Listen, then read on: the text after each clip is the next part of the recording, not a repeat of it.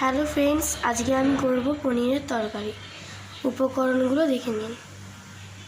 প্রথমেই লাগছে পনির, capsicum, tomato আর কাঁচা লঙ্কা কাটা, আদা বাটা, কাজু বাদাম ও পোস্ত বাটা।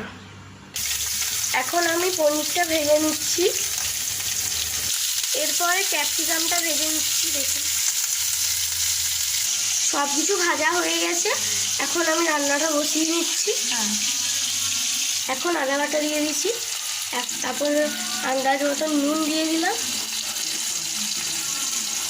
হলুদ গুঁড়ো দিলাম, লঙ্কা গুঁড়ো দিয়ে দিয়েছি।